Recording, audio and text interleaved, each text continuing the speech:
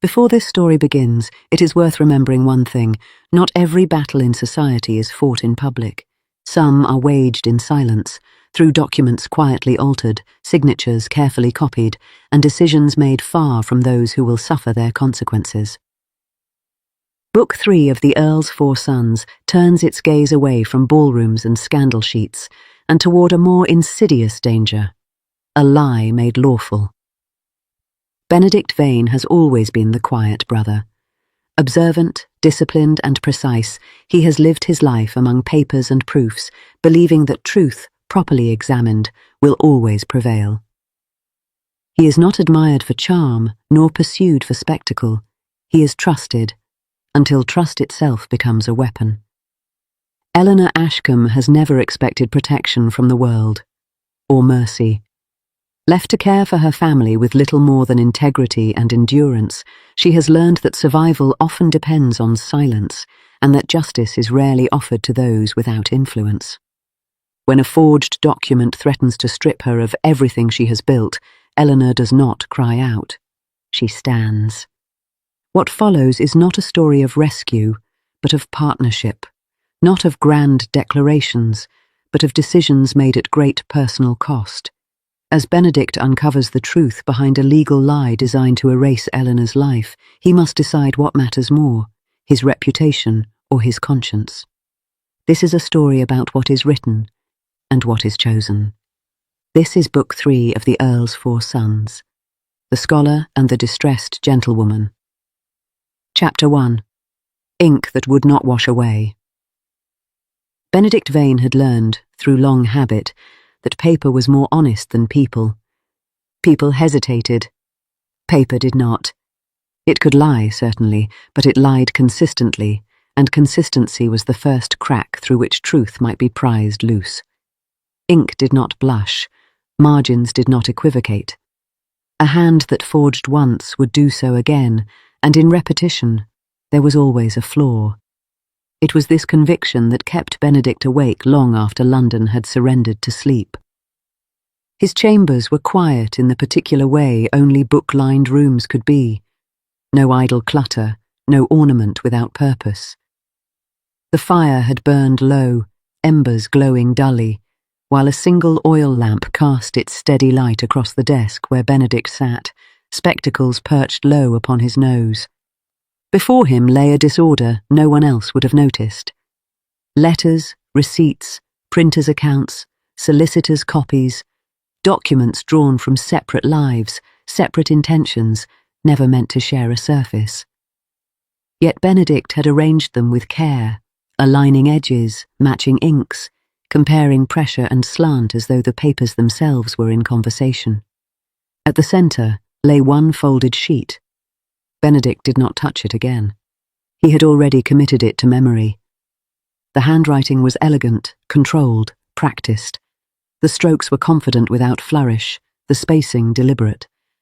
It was the hand of someone accustomed to authority, someone who knew that a document's power lay not in its drama but in its believability, and the signature at the bottom, precise, assured, was false.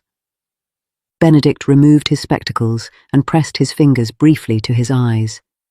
He had hoped, foolishly, that the scandal unravelled during Julian's affair had been the work of spite or social cruelty alone. Gossip was cheap, malice plentiful. This was something else entirely. This was intention. He rose and crossed the room to the tall shelf beside the window, retrieving a bound volume. Marriage settlements, estate instruments, guardianship transfers. Documents he had studied for years, not as weapons, but as safeguards. He laid them open beside the forged letter. The similarities were unmistakable. The same hand had not signed them, but the forger knew the hand well enough to mimic it convincingly, knew how the pen lingered at the curve of a letter, where pressure increased, where it softened. The deception was subtle, expert, and carefully placed.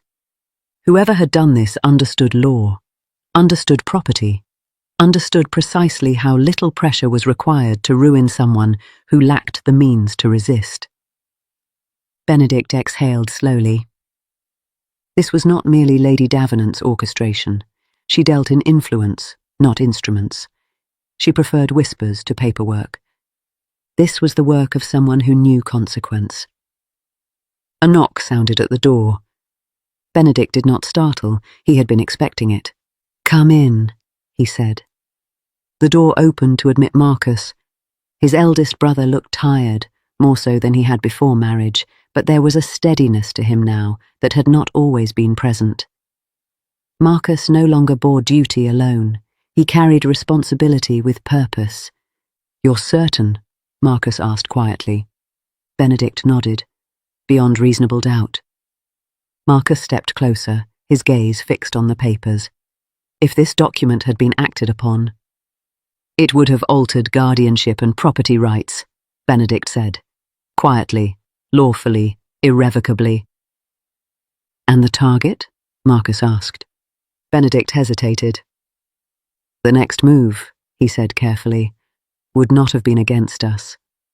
Marcus frowned. "Then against whom?" Benedict folded the letter with deliberate precision. "Someone who could not afford to contest it." Miss Eleanor Ashcombe woke before dawn, as she always did. The Ashcombe cottage was small, tidy, and entirely overburdened. It had been built for comfort, not contingency, and yet contingency had become its constant state. Eleanor dressed quietly by the thin grey light, careful not to wake her aunt in the adjoining room. The younger children would rise soon enough, hungry, noisy, unconcerned with the fragility of their circumstances, and the day would begin whether Eleanor felt prepared or not. She had once been gently bred. Her father, a clergyman of modest income but excellent education, had filled their home with books and careful habits. Her mother had played the pianoforte in the evenings and corrected Eleanor's French with patient precision. Eleanor had grown up assuming life would be orderly if one worked hard enough to deserve it. Then illness came, then death, then responsibility. What remained was not despair, but duty. She moved through the cottage with quiet efficiency, lighting the fire, setting bread to warm, laying out the day's simple necessities. She did not resent it. Resentment wasted energy. What she feared, though she rarely admitted it even to herself, was uncertainty. The letter arrived just after breakfast. The boy who delivered it lingered, eyes curious. Eleanor thanked him politely and closed the door before allowing herself to examine the seal. Her stomach tightened. A solicitor's mark. She sat at the table and broke it carefully. The language was courteous, regretful, impeccably reasonable. It spoke of an irregularity, of a question of guardianship, of documentation recently brought to attention. Eleanor read it twice before the implications settled fully. Someone was challenging her authority. Challenging her right to remain where she was, to continue caring for the household she had preserved through careful sacrifice. The letter suggested, politely, that cooperation would simplify matters. Eleanor folded the paper with steady hands. She would not cooperate, but she had no idea whom she was defying.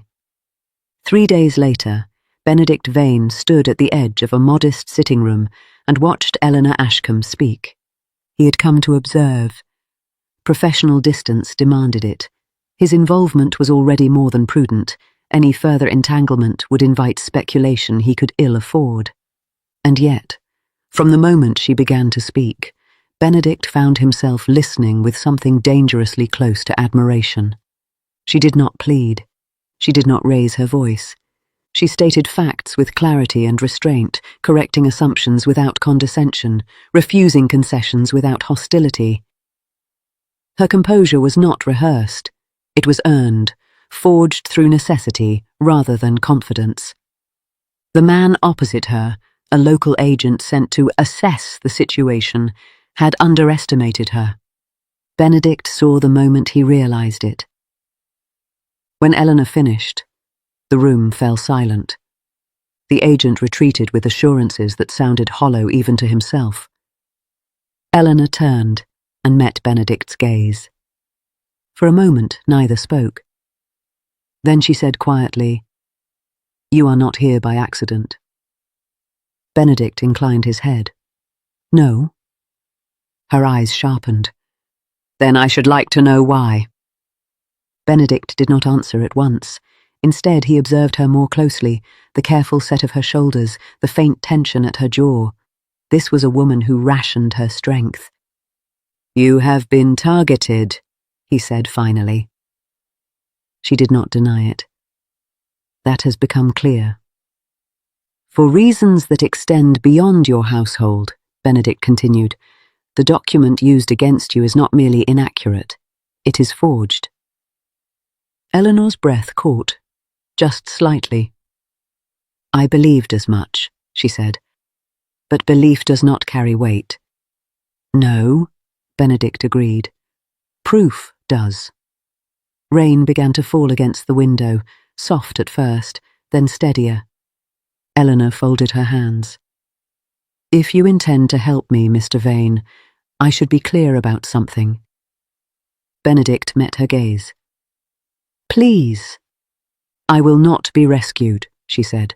I will not be repositioned for convenience, and I will not exchange one form of dependence for another. Benedict felt something shift.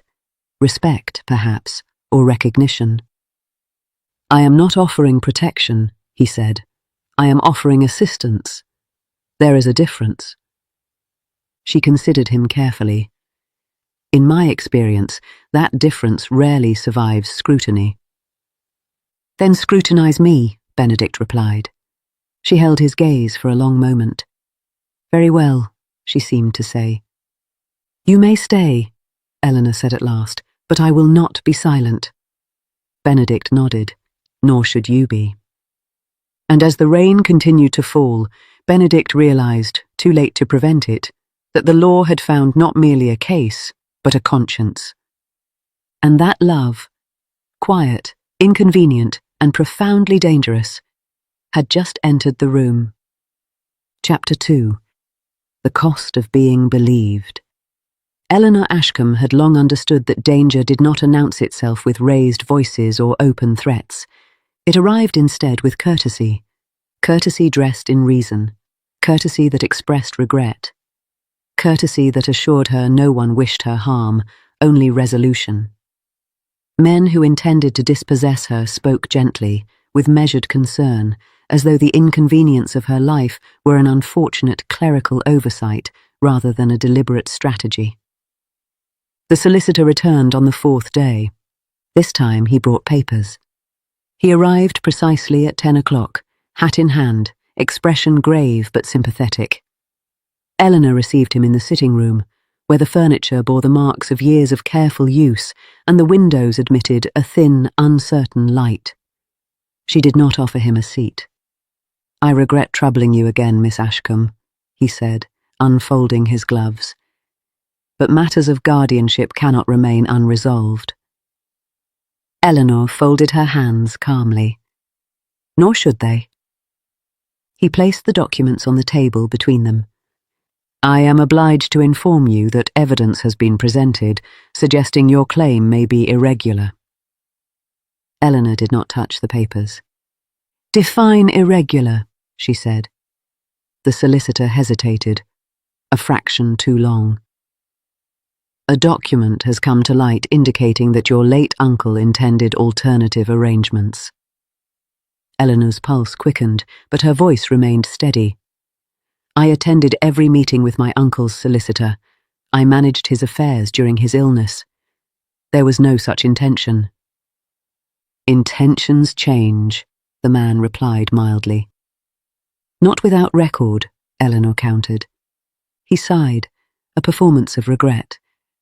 Miss Ashcombe, I advise cooperation, a temporary relocation, the appointment of an external guardian until matters are clarified. And my cousins? Eleanor asked. Where would they be placed? That would be arranged.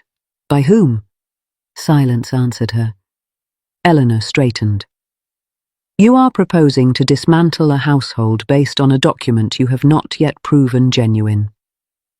The solicitor met her gaze. I am proposing to avoid unnecessary conflict. Eleanor's eyes hardened.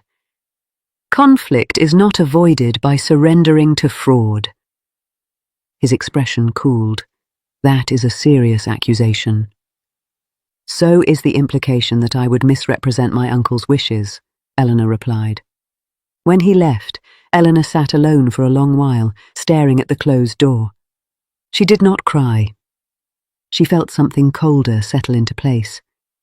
They were no longer testing her. They were moving. Benedict learned of the visit that evening.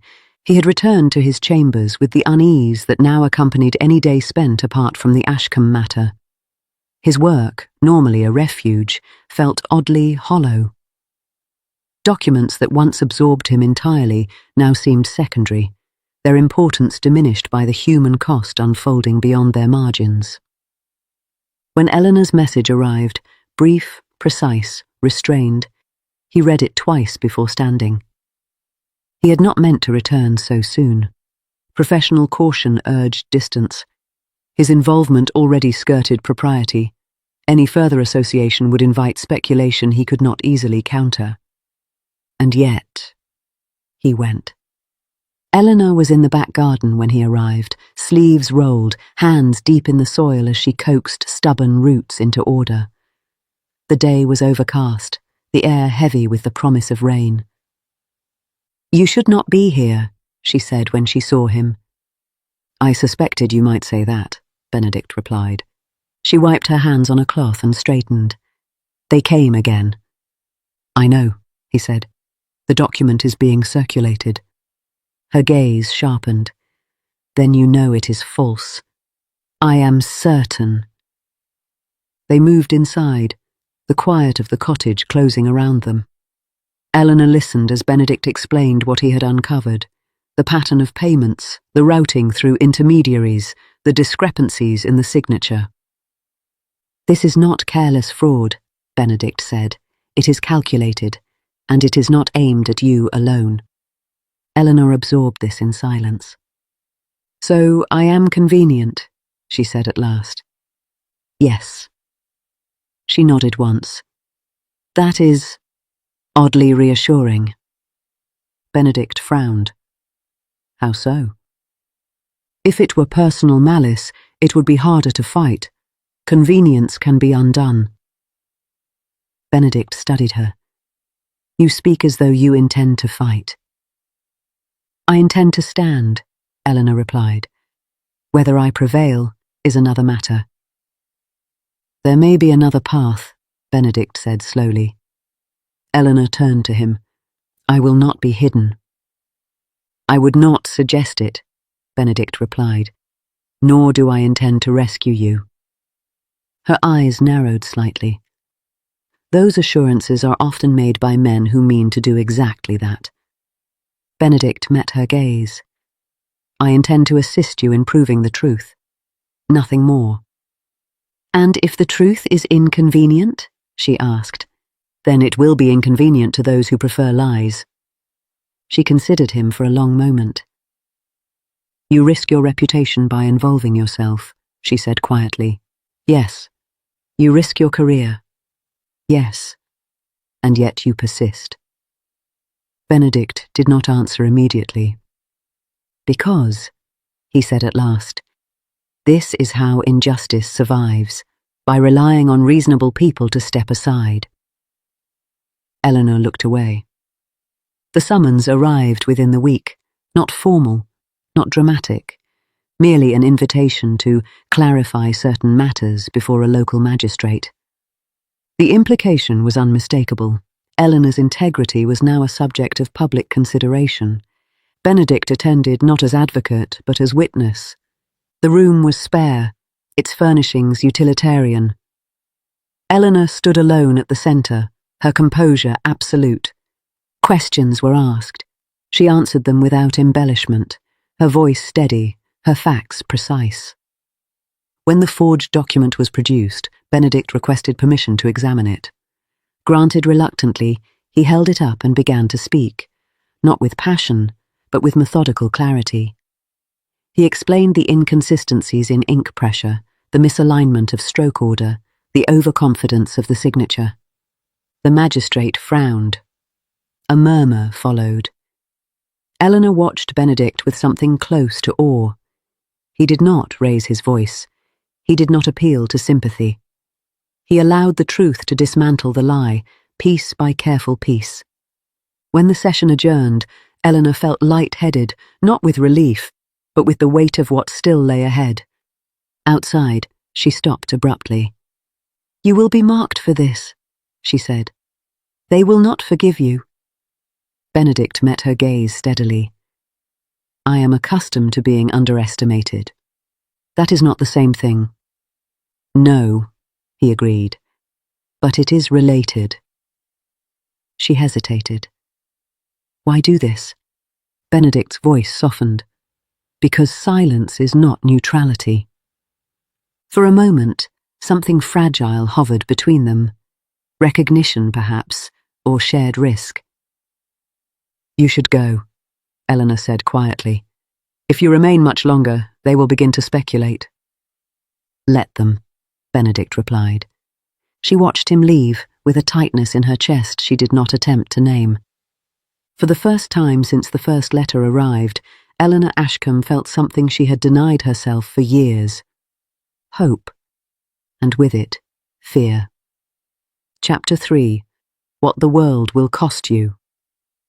London did not turn on Eleanor Ashcombe all at once. It would have been easier if it had. Instead, it examined her. Her name entered conversation the way a new rule might, tentatively at first, then with increasing confidence, until everyone spoke as though it had always been under consideration. She was discussed not as a villain, but as a problem requiring resolution. "She is very capable," one matron observed at a morning call, lips pursed with admiration that carried an edge. "Too capable," another replied. "One does wonder," a third added, "how a woman comes by such authority without encouraging irregularity." No one accused her outright. They questioned her. Eleanor felt the consequences before she understood the full extent of them. A former acquaintance declined her call with elaborate politeness. A tradesman who had once extended credit now required immediate payment, his tone apologetic but firm. A committee meeting she had long attended was postponed indefinitely, its organizer explaining that the timing was awkward. Awkward. It was the word London used when it wished to appear reasonable while withdrawing its favour. Eleanor bore it with the same discipline she brought to every challenge. She rose early, tended the household, reassured the children, and wrote careful letters that betrayed no hint of distress. She did not complain. Not to her aunt, not to Benedict, not even to herself. Only at night, when the cottage lay silent and the weight of vigilance could no longer be maintained, did she allow herself to feel the strain. Benedict noticed. He saw it in the way she paused before answering questions now, not from uncertainty, but calculation. In the way her shoulders squared before she entered any room, as though preparing for judgment. In the faint weariness she did not permit herself to acknowledge. He told himself he was observing professionally. He was lying. The letter that forced the final reckoning arrived on a grey afternoon, sealed not with a solicitor's mark, but with a crest Benedict knew too well. He recognised it at once. Lady Davenant. He read the note once, then again. It was brief, courteous, assured. She requested his presence, not urgently, not with threat, but with the calm confidence of a woman accustomed to compliance. The language suggested conversation rather than confrontation, reason rather than pressure. Benedict folded the letter slowly. He understood the message clearly. She believed the matter still negotiable. He went. Lady Davenant received him in a drawing-room arranged with deliberate restraint, dark velvet, carefully placed light, no unnecessary ornament. The room spoke of control rather than comfort. She did not rise when he entered. "Mr. Vane," she said smoothly, "you have been industrious." Benedict inclined his head. "I prefer thorough." Her smile was faint. "So I have observed." Your involvement in the Ashcombe affair has been most inconvenient. Inconvenience is not my concern, Benedict replied evenly. Truth is. Lady Davenant's eyes sharpened. Truth is a flexible concept. Not in law, Benedict said. Nor in society, she countered, yet society decides which laws matter. Benedict did not respond. Lady Davenant leaned back slightly. Miss Ashcombe is resilient, admirable even, but resilience does not entitle one to defy proper authority. She has defied nothing, Benedict replied. She has merely refused to be displaced by fraud. Lady Davenant's fingers tapped once against the arm of her chair. Fraud is an ugly word. So is coercion, Benedict said calmly. Silence stretched. You are a clever man, Lady Davenant continued. You know when a case cannot be won, only endured. This one can be won, Benedict replied. Her smile cooled. At what cost? She did not elaborate. She did not need to. Benedict understood perfectly his standing, his prospects, his ability to practice freely. He had been quietly favoured in certain circles. Doors had opened because he was useful and discreet. They would close just as quietly. You have a choice, Lady Davenant said. Withdraw your interest. Allow the matter to be settled privately. Miss Ashcombe will be accommodated. Benedict felt something inside him harden. No, he said. Lady Davenant's brows lifted slightly. You would sacrifice yourself for a woman with no influence? Benedict met her gaze steadily. She has integrity. Lady Davenant rose at last. You are a fool. Perhaps, Benedict replied, but I will not be a coward. The consequences arrived swiftly. A colleague declined to associate himself with Benedict's work, citing vague concerns about propriety. A clerk failed to forward correspondence. A rumour, carefully phrased, impossible to refute, suggested Benedict's judgment had been compromised by personal involvement. Eleanor learned of it from a third party. She went to him at once. You must stop, she said the moment she entered his chambers. They are moving against you. Benedict closed the door carefully. I expected as much. You cannot afford this, Eleanor said, her composure fracturing at last. Your career, your name, is intact, Benedict said quietly. For now. For now, she echoed. And later. Benedict faced her fully. Later, I will have chosen rightly. Tears rose in her eyes, unbidden and unwelcome. I did not ask for this, she said fiercely. I never asked you to risk yourself. No, Benedict replied, but I asked myself whether I could endure allowing a lie to stand. She turned away, pressing her hand to her mouth. You do not understand, she said. I have survived by enduring, by making myself smaller. You are choosing to suffer. Endurance is not justice, Benedict said gently. Her voice broke. Justice rarely feeds children. The words landed heavily between them. Benedict spoke quietly. Nor does silence. Eleanor faced him then, tears falling freely now. I am afraid, she admitted. So am I, Benedict replied. In that shared confession, something shifted, irreversible, undeniable. They had crossed the threshold together. That night, Benedict uncovered the final proof. A payment routed through an intermediary, a seal misused, a witness who had been paid to forget, and now wished to remember. The forgery had an author. And the truth, once spoken, would not merely free Eleanor Ashcombe. It would dismantle the machinery that had made her vulnerable. Benedict folded the evidence carefully. Tomorrow, he would finish this. For Eleanor, for the law, and, for the first time in his life, for love. Chapter 4. What endures? The truth was not dramatic when it finally emerged. It did not announce itself with raised voices or public humiliation. It arrived instead with the unmistakable finality of certainty, quiet, precise, and impossible to refute. Benedict stood in the panelled chamber at Gray's Inn as the final document was laid upon the table.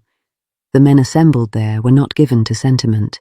They were men trained to weigh consequence, to separate emotion from fact. And yet, as the evidence was reviewed one final time, even they could not deny what had become painfully clear. The document used to challenge Eleanor Ashcombe's guardianship was a forgery, not a careless one, not a clumsy attempt made in desperation. It had been crafted with expertise by someone who understood both law and influence, and who had relied upon Eleanor's isolation to ensure the lie would pass unchallenged. It had not. Benedict spoke only when required. He explained the inconsistencies in ink pressure, the altered stroke order in the signature, the routing of payments through an intermediary who had since recanted. He did not speculate, he did not accuse, he allowed the truth to stand on its own merits. When the final decision was reached, it was delivered without flourish. Miss Eleanor Ashcombe's guardianship was upheld in full. The challenge was dismissed as fraudulent. A discreet inquiry would continue into the origins of the forgery. Lady Davenant's name was not spoken. It did not need to be. Benedict gathered his papers and left the chamber with the measured composure of a man who had just placed a weight down after carrying it too long. Eleanor was in the small sitting room when he arrived at the cottage that evening, a ledger open on her lap, though she had not turned a page in some time. She rose at once when she saw him, her face carefully composed, too carefully. "Well?" she asked. Benedict closed the door behind him. "It is finished." For a moment, she did not move. Then she sank back into the chair, one hand braced against the table as though the room itself had shifted. "They cannot challenge it again?" she asked. "No," he replied, "not lawfully, and not quietly." Her breath came in a long, unsteady exhale. "Then the children are safe," Benedict said, "and so are you." The words undid her. Eleanor pressed her fingers to her eyes, but the tears came all the same, not violently, not noisily, but with the steady release of something held in check for far too long. Benedict remained where he was, giving her the dignity of space, though every instinct urged him closer. When she finally looked up, her voice was unguarded. "You have no idea what this costs," she said. "I have some idea," Benedict replied gently. "No," she said. "I mean you, your position, your prospects. They will not forget this." Benedict met her gaze steadily. "Nor should they." She shook her head in disbelief. "You risked everything for me." He considered her carefully before answering. "I did not do this for you," he said. "I did it because I could not endure a world in which the lie prevailed simply because it was convenient." She studied him then, truly seeing him, not as an advocate or ally, but as a man who had chosen principle over safety. "I have lived my life believing endurance was the highest virtue," she said quietly. "I see now that sometimes it is only survival." "And justice," Benedict said, "is what allows endurance to become something better." Silence settled between them, intimate and charged. "I have nothing to offer you," Eleanor said at last. "No fortune, no social advantage, only responsibility, and a life that will never be easy." Benedict stepped closer, still careful, still restrained. "I am not seeking ease," he said. "I am seeking a life that makes sense." Her voice trembled. "And you believe that life is with me?" "I know it is," he replied. Eleanor closed her eyes briefly, as though gathering courage. For years, she said, I told myself love was a luxury I could not afford, that duty must come first, that wanting more was selfish. She opened her eyes again. You have made wanting feel honest. Benedict reached for her hand, not urgently, not possessively, but with reverence. Then choose honestly, he said, as I have. She did not pull away. Yes, she said softly. I choose you. Benedict bowed his head and pressed a restrained kiss to her gloved fingers. Nothing more, nothing less, and everything it needed to be. Their understanding did not announce itself to the world at once. There were arrangements to make, lives to steady. Benedict ensured Eleanor's guardianship was secured beyond challenge. Eleanor, in turn, began to imagine a future not governed solely by vigilance. When Benedict spoke to his family, Marcus listened with grave attention before clasping his brother's shoulder. You did right, Marcus said, whatever it cost. Julian smiled with quiet satisfaction. I always suspected you would fall in love with someone formidable. Serafina welcomed Eleanor without question. You belong with us, she said simply, not because you were tested, but because you chose. Their wedding was modest. No spectacle, no calculated display. Only vows spoken clearly in a small church where the light filtered softly through old glass and promises were made without audience or artifice. Eleanor wore no jewels beyond her ring. Benedict wore the look of a man who had finally allowed himself happiness. They left together as equals, bound not by rescue or gratitude, but by shared conviction. Epilogue. Weeks later, a letter arrived at Winthorpe. Julian read it once, then again. A name had surfaced in the ongoing inquiry, one tied not to the past scandal, but to a new and far more